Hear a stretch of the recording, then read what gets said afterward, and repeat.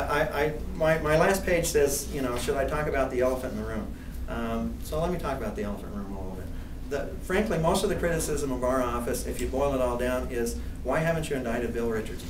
Right? You guys all are, you'll either agree with that or not. But frankly, it's not whether I have indicted members of my own party and am pursuing members of my own party. I clearly have. It's not whether I've gone after fairly high-level elected officials, including a Secretary of State, a Public Regulation Commissioner, all those. So there's really there is no basis to any of the allegations that I'm not willing to take on powerful players in this. If you look at the case that we filed, along with the SIC, you will find that there are very powerful friends of Bill Richardson who have been named as defendants there and who we have had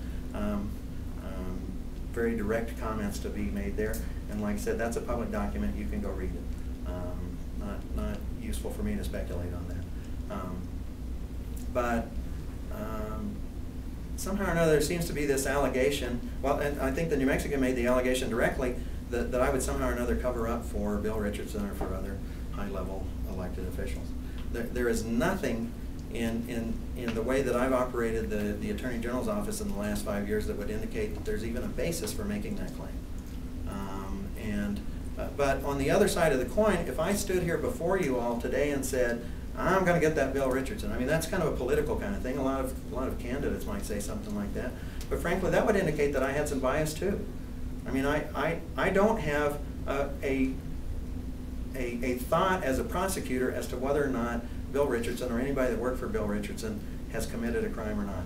I reserve those decisions based on the evidence that's presented to me. And people, everybody out there in the world that has said, Bill Richardson should have been indicted by now, you know, I have challenged them before. Bring me the evidence. If you've got evidence in your hands that shows that he committed a crime, bring it to me. We will pursue it. But other than that, we pursue our investigations as they come to us. And so you might be able to say that Bill Richardson did unethical things. I could say that he did unethical things. Does that mean he committed a crime? Not necessarily. And so we can't bring an indictment against somebody, anybody, based on, interestingly enough, whether what they did was unethical or not.